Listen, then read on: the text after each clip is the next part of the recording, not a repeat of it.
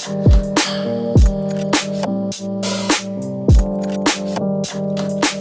everybody, my name is Jesse and welcome back to the channel. In today's video, I'm going to be breaking down my personal iPhone 12 minimalist setup, but more importantly, why I have everything set up the way that I do. This video is going to be broken down to multiple parts as well, so feel free to go ahead in the description, check out some timestamps down there, or if you just hover your mouse over the video, timestamps should come up there. You can go ahead and skip through the video to whatever you want to see. Okay, so let's just jump right into the main layout of my phone. And as you can see, I keep a very, very minimal looking setup. The first thing that people try to do whenever they hop on my phone is they try and swipe screens. So let's just go ahead and do that. And you will quickly notice that I only have one screen, or one page rather. So let me talk about first why I have it the way that I do. So this is kind of weird. In an iPhone 12 with iOS 14, super customizable widgets, customizable everything, I chose to just keep it as bare as I possibly could. And it's not that I don't have the capabilities. So if I go ahead and click on the screen and I just press the plus button, you're just gonna see a bunch of widgets pop up. Pretty much the capability's there, I just choose not to use it at all. And the reason why is that I don't wanna add any unnecessary distractions to this device as best as I could. One main reason of this is usability. I know that if I go on my phone right now and I wanna look for something here, let's say I hop on and I wanna use a calculator, I know everything that I need, everything that I use every day is right on my home screen. And go ahead and open up the calculator. I could just, crunch some numbers real quick, 27,000, and everything can be done just in a flash. All of these apps you see on the home screen are everything that I use on a day-to-day basis all of the time. So really, it just makes everything so much easier to use. And if there's any obscure apps that I don't have on my homepage that I have in the app library, like let's say my Netgear Nighthawk router app, which I don't think I've ever opened up on this phone, instead of going to search for it, I could just swipe down, I could just type in Netgear and it'll pop up right over there. And also, before I go further into this video, if you enjoy this type of video, if you enjoy this content, please consider leaving the video a like and consider subscribing, as it would greatly benefit the channel. All right, so I'm gonna jump into what each of these apps are shortly, but for now, let's just talk about this main page really quick. So the apps on this page are stuff, like I said, that I use every single day, but there is one folder on this page that are filled with other apps that I use.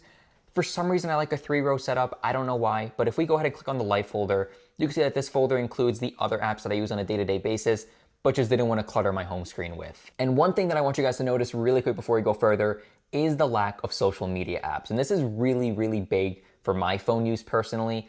I hate social media apps. If I want to go on social media, I will gladly just open up Safari. Look at that, YouTube. And look at that, what's on my iPhone 12 video. I will just gladly open up Safari and I just go ahead and type in, I don't know, Instagram or something.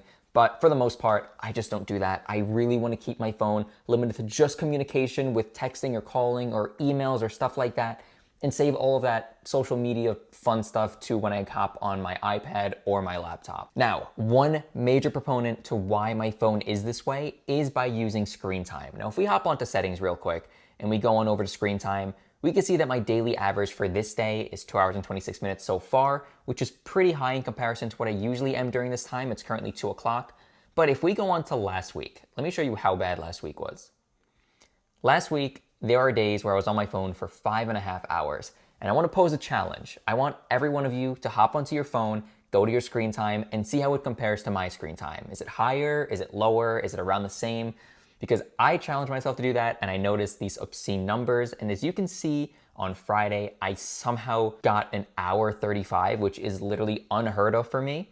So this is one of the reasons why I deleted basically everything off my phone and kept it super, super minimal. I want to just reduce my screen time, get off this device as much as I possibly can. And it got to a point where there are just so many times that I'd open up my phone and I would just literally scroll back and forth for no reason because I had nothing to do on this phone. In the past, I would open up Snapchat, open up Instagram, open up Twitter, open up whatever, but now I literally just sit here and just scroll back and forth until I finally realize, like, what am I doing with my life? Okay, so now let's jump into the apps that I have on my homepage. And this is where it's gonna get a little bit interesting. You guys can see the apps I use on a day-to-day basis. And let's just hop on to this first page without going into the folder yet. Everything you see here is basically Apple stock apps. The only one that's not stock from Apple is Google Photos, which is my Photos app of choice over Apple Photos, which is somewhere, it's buried all the way over there in creativity. I just like Google Photos because Google Photos lets me take pictures and upload them completely for free. It just pretty much works for me. Now, Google Photos is doing something new very soon where it's gonna stop having free uploads. So just keep in mind that's happening, I think somewhere in June.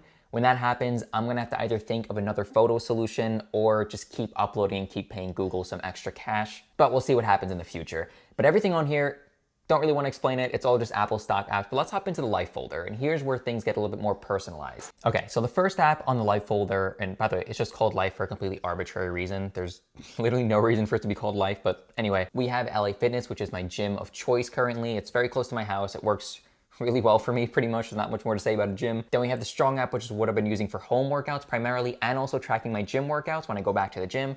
This app I absolutely love, and I love how easy it is to track all of your workouts. So as you can see, if we go on history, I have tracked basically everything in here. It tells you your PR, tells you how much weight you lifted, how long the workout was, what your workout was.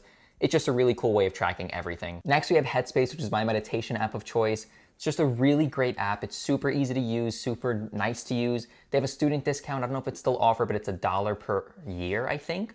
So I took that deal up. Great app, very well worth the $1. I think their normal price is $10 a month.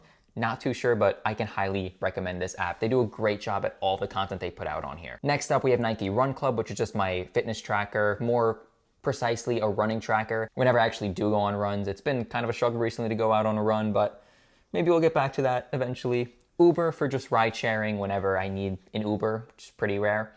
MyFitnessPal for tracking nutrition, tracking food. Kindle for my ebook reading, because I don't really read traditional books, even though I have a stack of books right over there. It's not a big stack. I like reading ebooks personally. It's just a lot easier to manage. Messenger for communicating with friends, with family. You need a budget for budgeting purposes. This is such a great app, by the way, if you're looking for a budget app. Highly recommended. VSync Fit, which is the corresponding app to a smart weight scale that I picked up recently. It just makes it easier to just plug in your weights to Apple Health and keep track of how your weight fluctuations are and everything like that. Really cool for if you're trying to gain weight, trying to lose weight. Yeah, it helps you just stay on track, basically. Scanner Pro for scanning documents, scanning pretty much anything.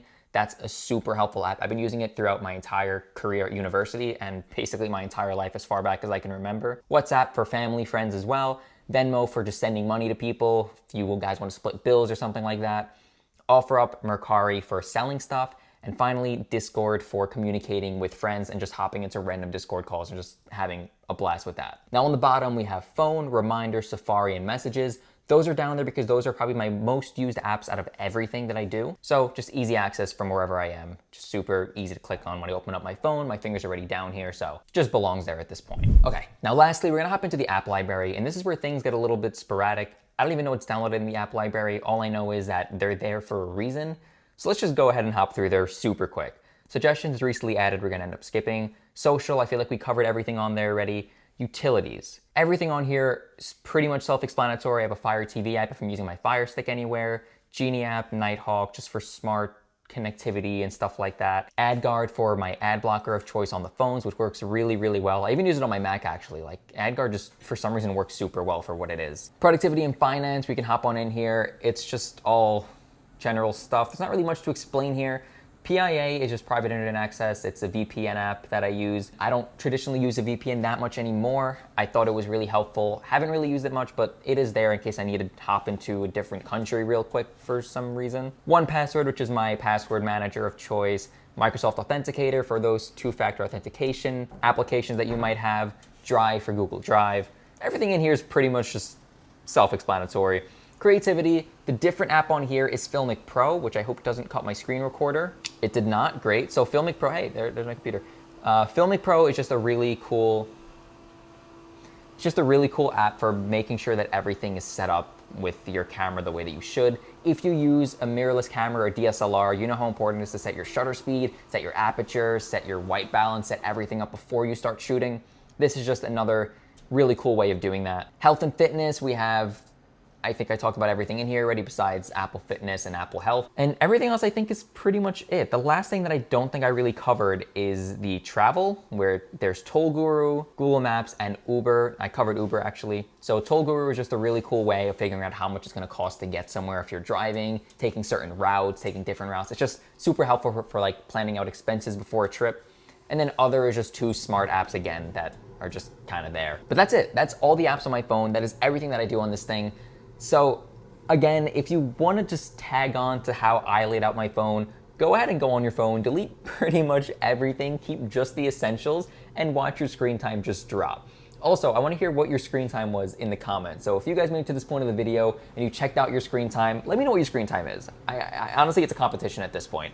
I'm trying to get my screen time as low as possible, and I want to see how it compares to some of you guys. But anyway, thank you for watching. I hope you enjoyed the video. If you did, please consider leaving the video a like and consider subscribing if you did enjoy, and I will catch you guys in the next video. Peace out.